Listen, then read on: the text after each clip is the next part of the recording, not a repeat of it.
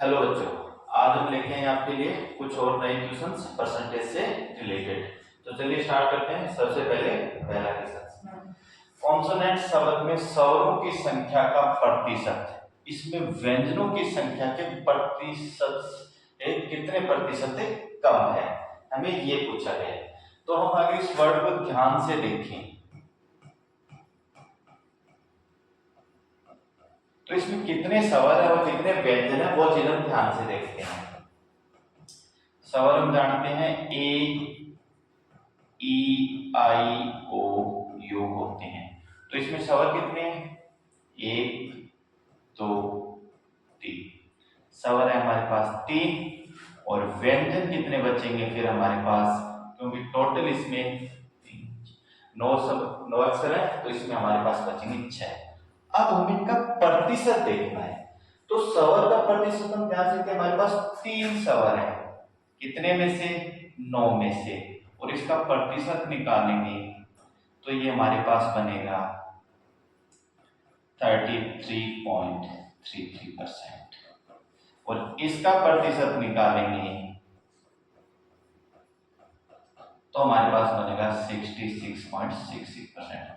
अब इसने पूछा है कि व्यंजनों की संख्या के प्रतिशत से कितने प्रतिशत कम है। तो आप ध्यान से देखोगे, इसमें से ये माइनस करेंगे और आपका आंसर आ जाएगा 33.33। और वो बिल्कुल गलत होगा। वो बिल्कुल क्या होगा? गलत होगा। अब हम इसमें परसेंटेज कम पूछे तो इन दो में कंपेयर करेंगे। हमें पूछा है स्वर की संख्या का प्रतिशत, यानी 33.33। किससे पूछा है?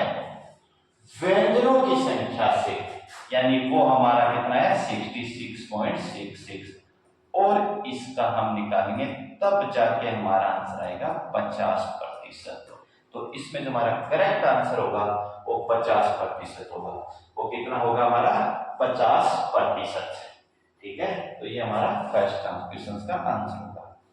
सेकंड क्वेश्चन, किसी संख्या के 65% एवं उसी संख्या के 35% का अंतर 22.20 या 20 है, तो उस संख्या का 50% है। हमें दिया गया कोई भी संख्या का 65% और उसके 35% का अंतर, वो दिया गया हमारे पास 22.20। 65 में से 35 माइनस करेंगे तो हमारे पास बचेंगे 30%। वो हमारे पास है 22.20। 1% होगा, वो हमारे पास होगा 22.20/30। लेकिन हमें पूछा गया उस संख्या का 50%, तो हम इसको 50 से मल्टीप्लाई कर देंगे।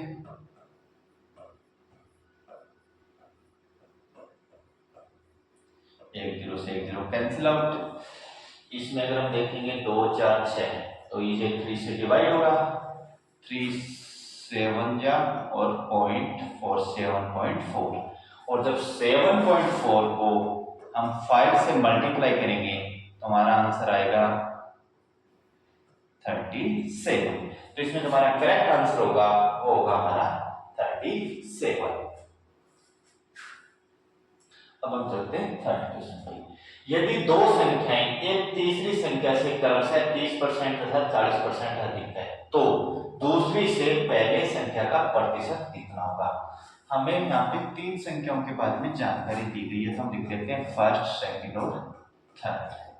ठीक है, दो संख्याएं तीसरी संख्या का, मान लेते हैं कि हमारे पास तीसरी संख्या 100 है। कितनी है? 100। क्योंकि इसका 30% और 40% निकालना हमारे लिए आसान होगा।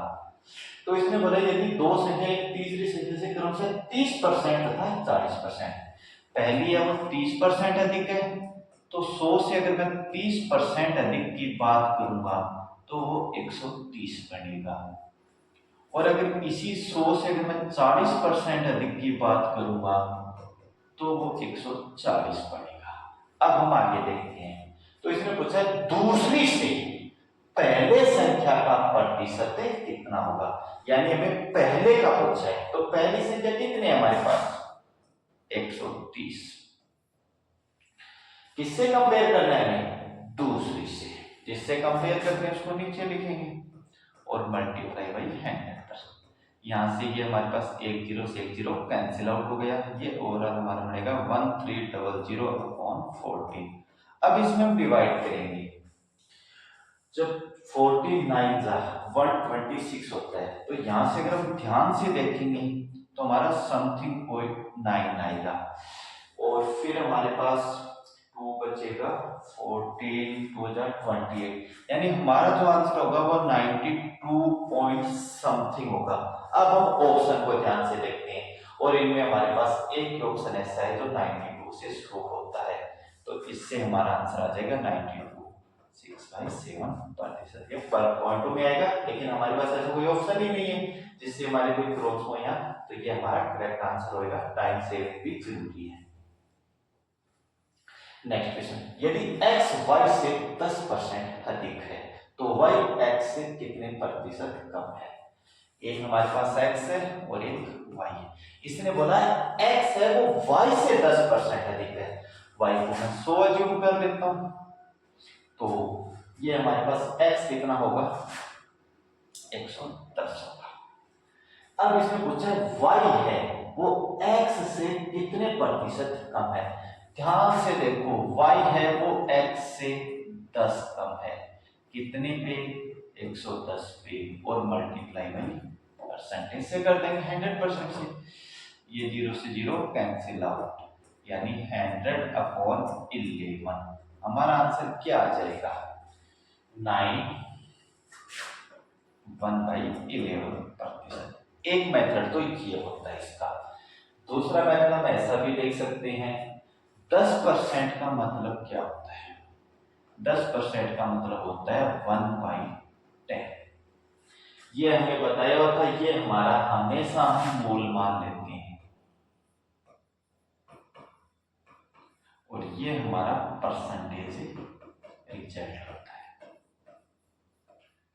अब हम कंपेयर कर रहे हैं x और y की। x है वो y से 10% अधिक है। मान लो कि अगर y 10 है तो x कितना होगा हमारा 11 होगा। y x से कितने परसेंट कम होगा? y ध्यान से देखते हैं तो 1 कम है और वो 11 पे है और 100%, और 1/11 का मतलब हमें पता ही होता है 9 से 1/11% हमारा आंसर होगा। एक मेथड ये होता है, इसके अलावा इसका एक मेथड और भी होता है, वो भी और देख लो आप। इसने क्या बोला है, सबसे पहले ध्यान से देखो, एक मेथड और बता देता हूं आपको। इसने बोला है x और y से 10% अधिक है, अधिक है तो आप प्लस लगा लो, और 10% का मतलब कितना होता है भाई 1/10। अब हमें कम पूछा है, क्या पूछा है कम, तो हमारे पास एक माइनस में हो जाएगा। ये 1 है, इसको सेम का सेम यहाँ पे रख दो और 10 में 1 प्लस कर दो। 10 में 1 प्लस कितने करने पे कितना आएगा हमारा 11, और 1/11 का मतलब हम जानते हैं कितना होता है। 1/11 का मतलब 9 सही 1/11%। 9 सही 1/11%। तो ये हमारा आंसर हो जाएगा। ठीक है, इस हिसाब से ये हम इस क्वेश्चन को कर सकते हैं। अब हम क्वेश्चन नंबर 5 पे चलते हैं। यदि नीता का वेतन पायल के वेतन से 25% अधिक है तो 25% का मतलब क्या हुआ 1/4। कितना हुआ 1/4। एक हमारे पास नीता है और दूसरी पायल। अब इसने बोला नीता का वेतन पायल के वेतन से, तो हम पायल के वेतन को कितना अज्यूम करते हैं, कितना मान लेते हैं 4, तो नीता का वेतन कितना होगा 5। अब इसने पूछा पायल का वेतन नीता के वेतन से कितने प्रतिशत कम है। हम ध्यान से देखते हैं, पायल का वेतन नीता से 1 यूनिट कम है। कितने पे कम है भाई 5 पे। नीता से कंपेयर कर रहे हैं और परसेंटेज के लिए 100 मल्टीप्लाई, तो हमारा आंसर आ जाएगा 20%। और इसी क्वेश्चन को हम दूसरे मेथड से भी कर सकते हैं। हमें पता है 25%। 25% का मतलब 1/4, 4। अब इसने बोला है अधिक है, तो हम देख लेंगे प्लस का 1/4। अब कम पूछा है तो हम यहाँ पे माइनस कर लेते हैं। इस 1 के साथ कोई छेड़छाड़ नहीं करनी है, और यहाँ पे 4 में 1 प्लस ऐड कर देंगे तो हमारा 1/5 आएगा। और 1/5 को हम फ्रैक्शन में जानते हैं कितने परसेंट की इक्वल होता है, 20%। कितने की इक्वल होता है, 20% हमारा आंसर होगा। ये जो माइनस है ये हमारी कमी को बताता है, यानी कितना कम है। अब हम नेक्स्ट क्वेश्चन पे चलते हैं। यदि अनिल की ऊंचाई दीपक की ऊंचाई से 60% अधिक है, तो दीपक की ऊंचाई अनिल की ऊंचाई से कितने प्रतिशत कम है। अब हम इसको उसी वैल्यू से ट्राई करते हैं। अधिक है तो हम प्लस लिख देंगे, और 60% का मतलब 60/100 या कितना लिख देंगे, 3/5। अब हमें कम पूछा है तो हम प्लस की जगह माइनस कर देंगे। इस 3 के साथ हम कोई भी छेड़छाड़ नहीं करेंगे। 5 में 3 प्लस करेंगे तो 8 बन जाएगा, और 3/8 हमारा किसके इक्वल होता है। मैंने आपको स्टार्टिंग में एक सारणी एक टेबल बताई थी, वो हमारा होता है 37.5%, या इसको हम 37 सही 1/2% के इक्वल। तो हमारा आंसर हो जाएगा 37.5। हमारा आंसर हो जाएगा 37.5, हमारा आंसर हो जाएगा। अब हम नेक्स्ट क्वेश्चन पे चलते हैं। चीनी की कीमत में 10% की कमी होने के कारण एक गृहिणी अपनी खपत को कितने प्रतिशत बढ़ती करे कि उसका कुल खर्च ना बढ़ पाए। चीनी की कीमत में 10% की कमी हो रही है, तो कमी होने का मतलब 10% का मतलब 1/10 हो जाएगा। अब हमें अपनी खपत को कितने प्रतिशत की वृद्धि करनी है, हमें क्या करनी है, वृद्धि करनी है। तो 1/10 में वृद्धि करनी है तो हम प्लस लगा देंगे। 1 के साथ कोई छेड़छाड़ नहीं करनी। 10 में से इस बार 1 हम माइनस करेंगे, और 10 में से 1 माइनस करेंगे तो हमारा आ जाएगा 1/9। और 1/9 होता है वो हमारा, ये फ्रैक्शन हमारा परसेंटेज में किसके इक्वल होता है, 11 सही 1/9%। और अगर प्लस का निशान है तो हमें 11 सही 1/9% की वृद्धि करनी पड़ेगी। ये थोड़ा सा प्रिंटिंग मिस्टेक है, ये कुछ ऐसा लिखा हुआ है, ये कुछ ऐसा है, ये कुछ ऐसा है, इस हिसाब से। तो हमें ये चीज याद रखना है, अगर यहाँ पे कमी है तो हम माइनस लिख देंगे, अगर वृद्धि है तो हम प्लस लिख देंगे। इसका अपोजिट साइन, इसके साथ कोई छेड़छाड़ नहीं करनी है, यहाँ पे हमें ऑपरेशन अप्लाई करते हैं। अब हम नेक्स्ट क्वेश्चन पे, अब हम एक नए कॉन्सेप्ट पढ़ते हैं, प्रोडक्ट रिलेशन। मान लो आपके पास कोई भी दो क्वांटिटी है ए और बी, आपको ए में कोई परसेंटेज चेंज दिया गया है ±X%, यानी अगर वो बढ़ती है तो प्लस मानेंगे और कमी है तो माइनस मानेंगे। बी में चेंज दिया गया आपको Y%, और आपको वो नेट चेंज पूछ रहे हैं कि इन दोनों में चेंज करने के बाद उस पर कितना इफेक्ट पड़ेगा, वो आपसे पूछ रहे हैं, यानी सी। तो इसमें जो नेट चेंज होता है वो इस फॉर्मूले से निकालते हैं, ±X ±Y ±XY/100। यहाँ पे प्लस है वो वृद्धि को इंडिकेट करेगा, माइनस है वो कमी को, और X और Y दोनों आपको परसेंटेज में लेने हैं। ये एक फॉर्मूला होता है, कुछ क्वेश्चंस इस फॉर्मूले से इजी हो जाते हैं, लेकिन हम इसके साथ साथ एक क्वेश्चन में एक मेथड और भी बताएंगे, और ये चीज यूज कहाँ की जाती है वो देखते हैं। जैसे कि मान लो आपको एरिया ऑफ रेक्टेंगल में कोई चेंज वगैरह दे रहा है, तो उसमें वो ऐसे बोल सकते हैं, लेंथ में कमी की गई, वृद्धि की गई, ब्रेड्थ में कमी या वृद्धि। तो ये कॉन्सेप्ट काम आएगी। एरिया ऑफ स्क्वायर यानी वर्ग के क्षेत्रफल की बात करें, उसमें भी ये कॉन्सेप्ट काम आएगी। कई बार हम एक्सपेंडिचर यानी किसी भी चीज की खर्च की बात करें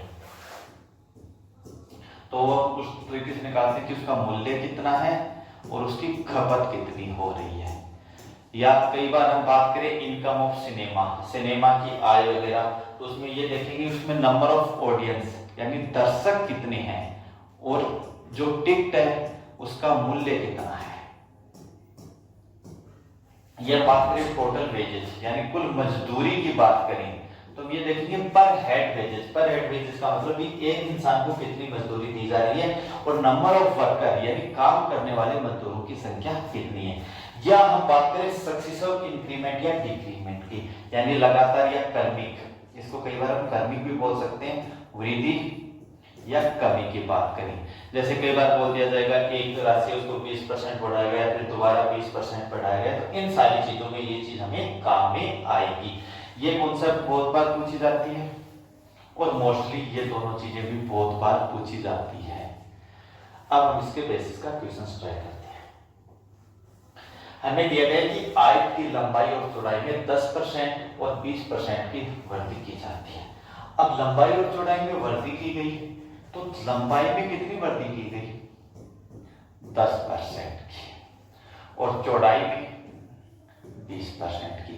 अगर वृद्धि है तो हम किसका साइन यूज लेंगे, हम प्लस का साइन यूज लेंगे। किसका साइन लेंगे, प्लस का। तो जो कुल वृद्धि पूछी है क्षेत्रफल में यानी क्या परिवर्तन होगा तो वो कैसे निकालेंगे। एरिया क्या होता है हमारा, लेंथ इनटू ब्रेड्थ होता है, तो यहाँ पे हम प्रोडक्ट रिलेशंस काम कर सकते हैं। 10% की वृद्धि, 20% की वृद्धि और 10 इंटू 20/100, तो जो टोटल हमारा आया वो हमारा 32% आएगा। और ये चीज अगर प्लस में है तो हमें बोलेंगे 32% की वृद्धि हुई है। ये मेथड क्वेश्चन हमारा फॉर्मूला बेस से था जो बिल्कुल इजी हो गया। लेकिन कई बार हमें ऐसे डेटा देंगे कि वो यहाँ पे ये चीज ना दे कि आपको फ्रैक्शन टाइप परसेंटेज दे देगा, उसमें थोड़ी सी दिक्कत आती है। तो इसलिए मैं आपको एक कॉन्सेप्ट और बता देता हूँ। ये बोल रहा है कि लेंथ में 10% की वृद्धि, 10%, इसका मतलब हुआ 1/10। मान लो कि पहले लेंथ आपकी 10 थी तो बाद में कितनी हो जाएगी 11। ब्रेड्थ में 20%, 20% का मतलब 1/5, यानी अगर पहले 5 थी तो बाद में कितनी हो जाएगी भाई 6 हो जाएगी। कितनी हो जाएगी भाई 6। अगर मैं यहाँ पे पहले एरिया की बात करूं तो पहला एरिया होता है लेंथ इंटू ब्रेड्थ, तो वो हमारा बनेगा 50। और जो वृद्धि होने के बाद या कमी होने के बाद जो एरिया बनेगा वो हमारा बनेगा 66 या 66। अगर मैं यहां ध्यान से देखता हूं तो जो एरिया में वृद्धि हुई है उस +16 या 16 की हुई है, लेकिन वो कितने पे हुई है 50 पे। और अगर हमें प्रतिशत निकालना है तो ये हम कर देंगे, तो जो टोटल हमारा आंसर आएगा वो 32% आएगा। ये मेथड काफी इफेक्टिव होता है कंपेयर टू दिस। अगर इस टाइप के फ्रैक्शन गिवन है, ये परसेंटेज गिवन है तो ये इजी है, लेकिन ये इस मेथड से क्वेश्चंस हमारे इजी हो जाएंगे। अब हम नेक्स्ट क्वेश्चन देखते हैं। ये बोला किसी वर्ग की एक भुजा में 20% की वृद्धि कर दी जाए तो उसके क्षेत्रफल में कितने परसेंट की या प्रतिशत की वृद्धि होगी। वर्ग की भुजा में 20% की वृद्धि, हम वही कॉन्सेप्ट लगाएंगे 20%, 20 प्लस है तो दोनों बार प्लस ही लगाएंगे और हमारा ओवरऑल आंसर आ जाएगा 40 + 4 यानी 44%। और हम उस वाले मेथड से देखें तो हम ये भी देख सकते हैं कि 20% की वृद्धि, 20% होता है हमारा 1/5 और वर्ग का क्षेत्रफल होता है भुजा इंटू भुजा, भुजा इंटू भुजा। तो मान लो पहले भुजा 5 थी तो बाद में 6 हो जाएगी, पहले 5 थी तो बाद में 6 हो जाएगी। पहले हमारा क्षेत्रफल बनेगा 25 और बाद में बनेगा हमारा, इनको मल्टीप्लाई करेंगे तो 36। हमारा क्षेत्रफल में वृद्धि वो 11 की हुई, 25 पे हुई और मल्टीप्लाई बाई 100%, तो यहीं से भी हमारा आंसर 44% आ जाएगा। तो हम दोनों मेथड से ये क्वेश्चंस कर सकते हैं। अब हम नेक्स्ट क्वेश्चन पे चलते हैं। हाँ, ऐसे क्वेश्चन देखो कि चीनी की कीमत में 16/2/3 की वृद्धि, यानी कीमत में वृद्धि हो रही है 16/2/3 3% की, और एक परिवार की खपत में 25% की कमी यानी माइनस की 25% की कमी। तो व्यय में प्रतिशत परिवर्तन ज्ञात कीजिए। थोड़ी देर पहले मैंने बताया था व्यय होता है ना, वो यही होता है कि कीमत और कितनी खपत होती है उसके साथ। अब अगर हम वो फॉर्मूला अप्लाई करते हैं तो हम कुछ ऐसा लिखेंगे, ये माइनस है तो 25 यहाँ पे, और इसकी कैलकुलेशन करना थोड़ा सा मुश्किल हो जाएगा, कैलकुलेशन करना थोड़ा सा मुश्किल हो जाएगा। तो इसलिए हम वो मेथड, ये मेथड यूज ना लेके हम इसका शॉर्टकट यूज लेंगे। हमें पता है 16 से 2/3% का मतलब कितना होता है 1/6, और इसका मतलब कितना होता है 1/4।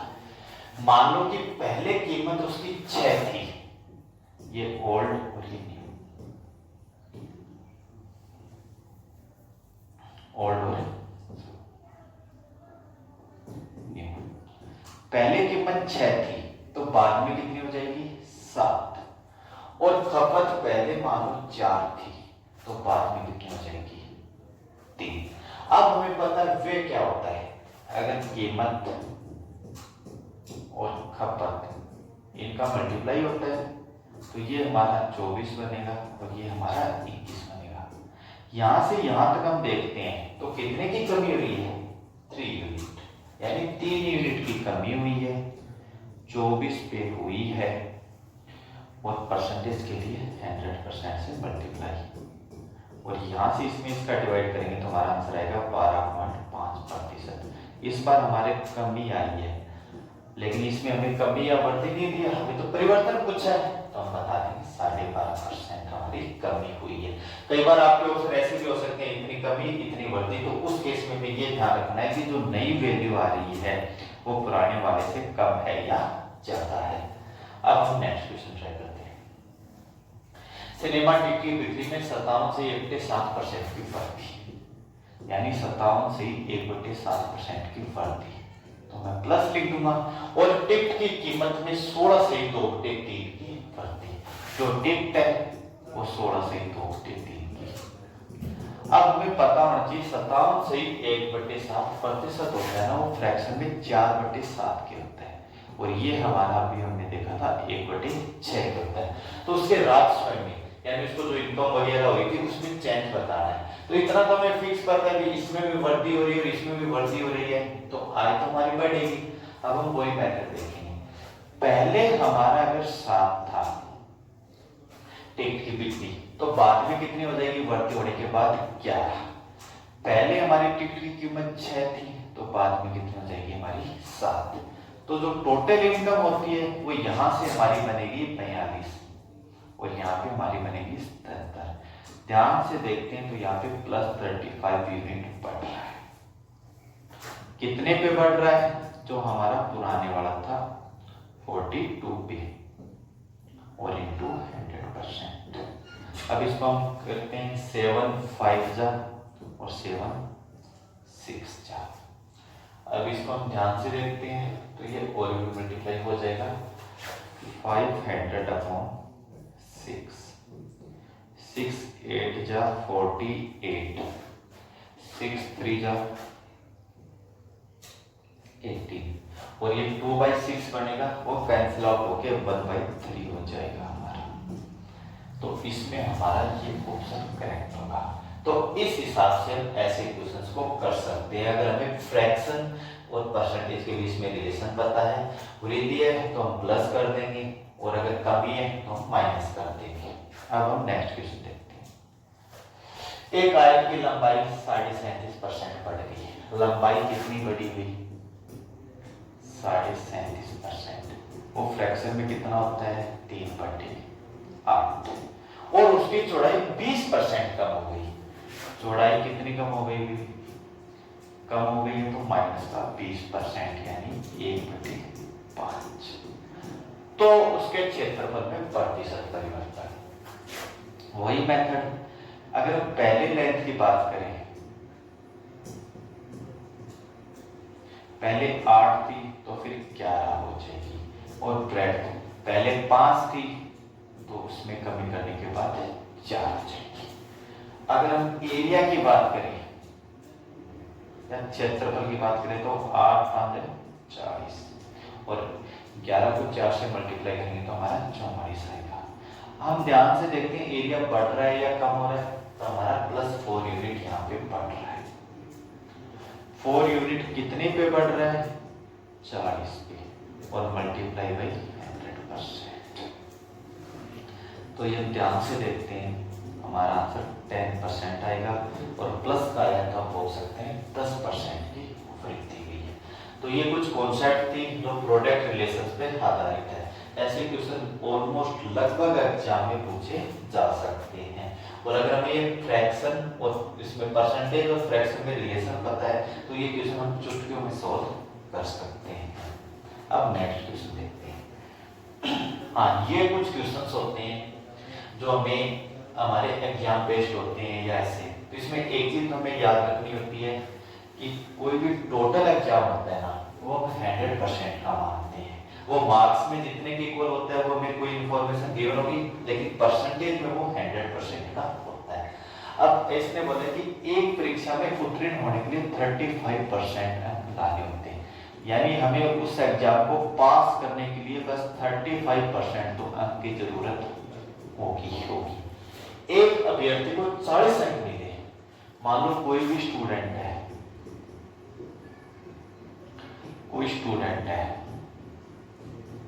और इसको कितने अंक मिले भाई? 40, कम रह गए भाई, तो भाई 30 अंकों से अनुत्तीर्ण हो गया, यानी कितने नंबर से फेल हो गया वो? 30 नंबर से। अब एक बात बताओ, अगर उसको ये 30 नंबर और मिल जाते तो वो पास हो जाता।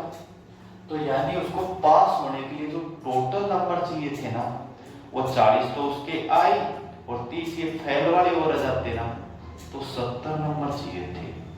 लेकिन हमें ये बोल रहे कि नंबर तो 70 चाहिए, लेकिन वो परसेंटेज में 35% के बराबर। तो यहां से हम ये बोल सकते हैं कि जो 35% है वो हमारा 70 के बराबर होगा। अब हमें पूछा परीक्षा के अधिकतम अंक, हमने बोला था अधिकतम अंक का मतलब 100% ही होता है। तो 1% हमारा कितने के बराबर होगा? 70/35, यानी 2 अंकों के बराबर। और हमें अधिकतम पूछा है तो अधिकतम 100% ही हो सकते हैं, तो वो हमारा हो जाएगा 100 × 200, 2 × 100 बराबर 200 अंक। तो हम ये बोल सकते हैं कि उसका जो मैक्सिमम मार्क्स था ना, वो हमारा 200 था। दोबारा भी बता देता हूँ कि पास होने के लिए उसको 40 नंबर आए और वो 30 से फेल हो गया, तो टोटल 70 नंबर चाहिए थे, लेकिन ये 70 नंबर हमारे परसेंटेज में 35% के इक्वल थे। तो हमारा जो मैक्सिमम मार्क्स है वो 200 अंक है। नेक्स्ट क्वेश्चन, किसी परीक्षा के लिए उत्तीर्णांक 40% है, यानी पास होने के लिए हमें नंबर तो चाहिए 40%। एक विद्यार्थी ने 185 अंक प्राप्त किए और वह 15 अंकों से अनुत्तीर्ण रह गया, यानी हमारा जो स्टूडेंट है उसके इस बार अच्छे नंबर आए हैं, 185 नंबर आए हैं, लेकिन वह कितने नंबरों से अनुत्तीर्ण हो गया? 15 अंकों से। अगर इसके ये 15 नंबर और आ जाते तो ये पास हो जाता। तो मैं इसमें 15 प्लस और कर देता हूँ, यानी उसके अगर 200 नंबर आते ना तो वो पास हो जाता। और ये परसेंटेज में 200 नंबर किसके बराबर है? 40% के बराबर, यानी 40% हमारा 200 के बराबर है।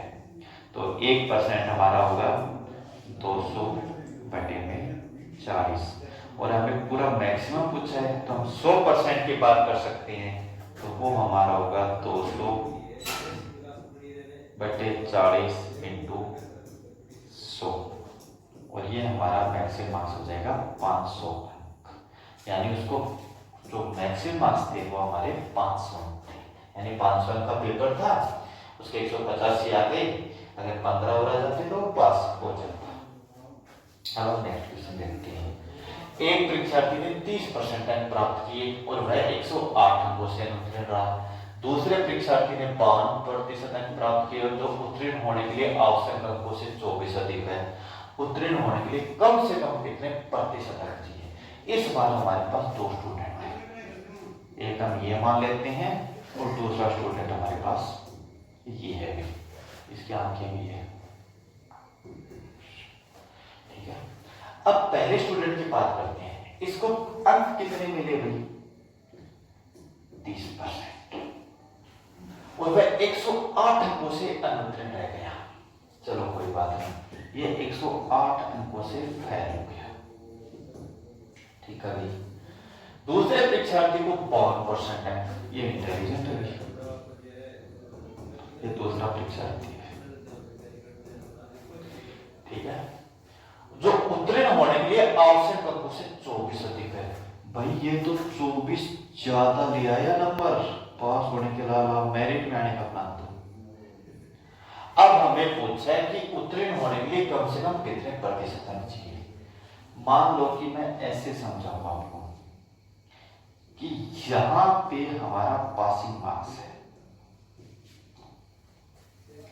अब इसके 30% अंक आएंगे, तो ये इतना तो जरूर है कि पास से पीछे ही रहा, ये मानो मैं 30% मान लेता हूं, और इसके ज्यादा है तो ये मैं 52% मान लेता हूं, ठीक है।